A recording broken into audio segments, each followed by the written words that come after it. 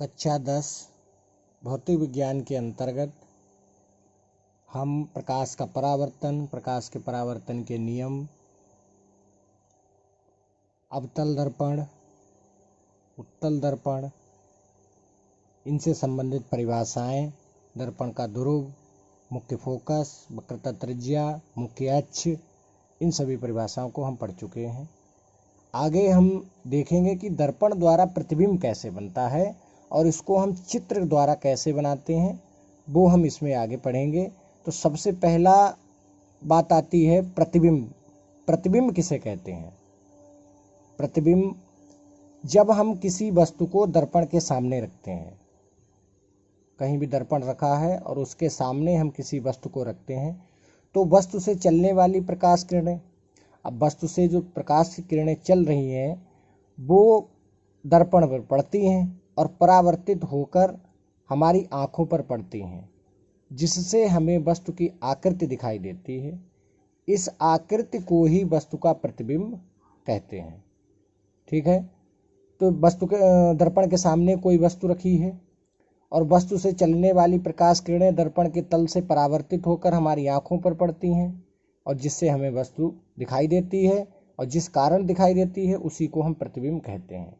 किरण आरेख द्वारा प्रतिबिंब का बनना, कैसे किरण आरेख के द्वारा हम प्रतिबिंब को बनाते हैं वो देखेंगे। सबसे पहला नंबर ये है कि जो भी बिंब की जहाँ पर बात आएगी उसका अर्थ होगा वस्तु, यानी प्रकाशिक स्रोत है, कोई कैंडल है, मोमबत्ती है, या कोई भी ऐसी वस्तु जिससे प्रकाश निकल रहा है, बहुत सारा प्रकाश निकल रहा है और वह प्रकाश दर्पण पर पड़ता है और परावर्तित होकर के एक प्रतिबिंब बनाता है जिससे हमें वह वस्तु दिखाई देती है।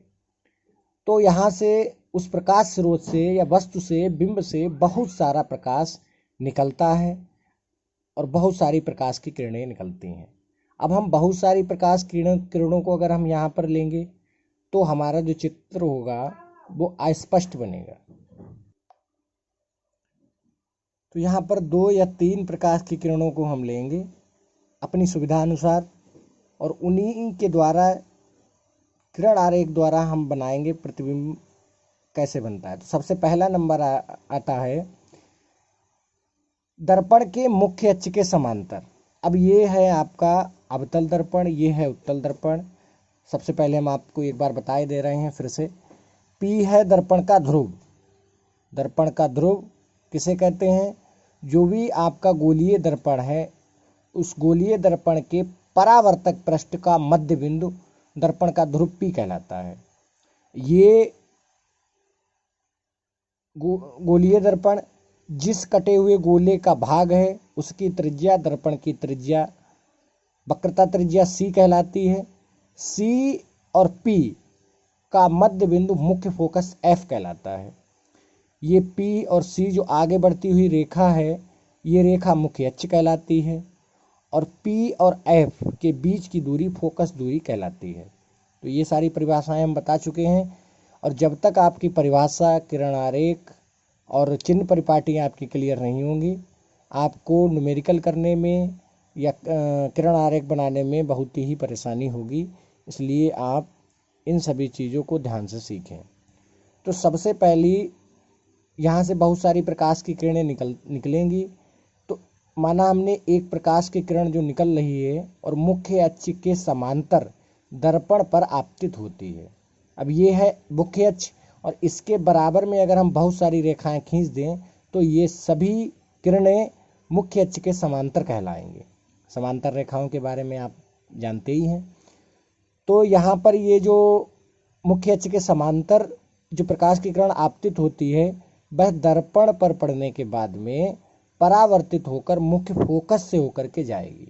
ये जैसा चित्र आपको दिखाई दे रहा है, मुख्य अक्ष के समांतर आपतित हो रही है और परावर्तित होने के बाद में मुख्य फोकस से होकर जाएगी।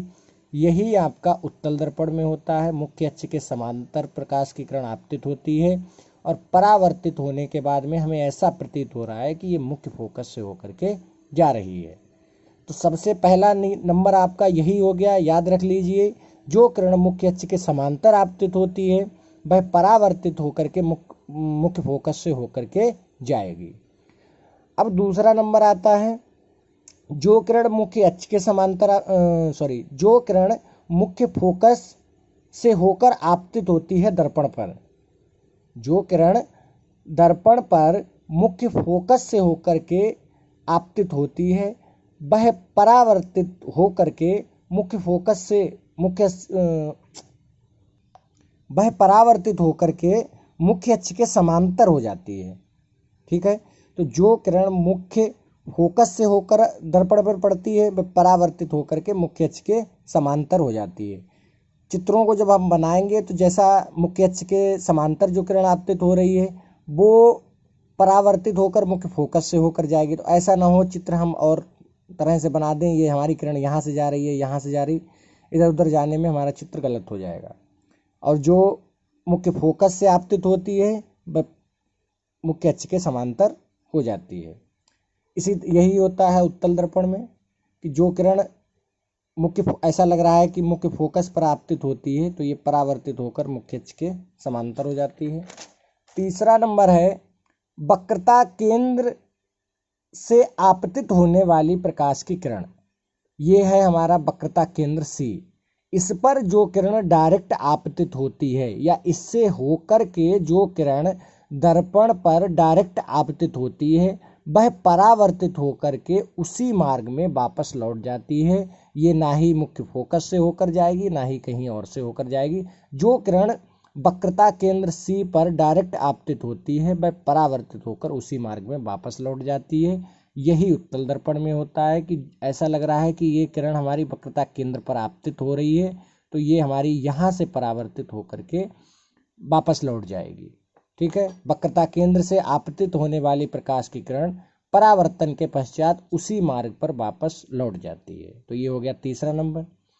चौथा नंबर है आपका कि जो किरण दर्पण के ध्रुव P पर तिर्यक किरण के रूप में सीधे आपतित होती है। अब जो किरण डायरेक्ट जो है तिरछी दर्पण के ध्रुव पर आपतित होती है तो वह उसी कोण से तिरछी ही वापस लौट जाती है, आपतित होती है, वह उसी कोण से तिर्यक दिशा में ही परावर्तित हो जाती है। तो जो किरण डायरेक्ट दर्पण के ध्रुव पर आपतित होती है वह उस तिर्यक होकर के वापस लौट जाती है।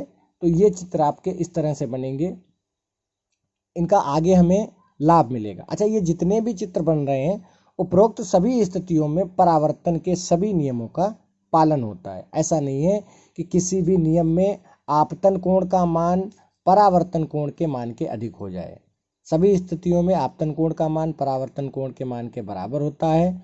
आपतित प्रकाश की किरण, परावर्तित प्रकाश की किरण और आपतन बिंदु तीनों एक ही तल में होते हैं, यानी सभी स्थितियों में प्रकाश के परावर्तन का नियम जो है 100% पालन करती हैं।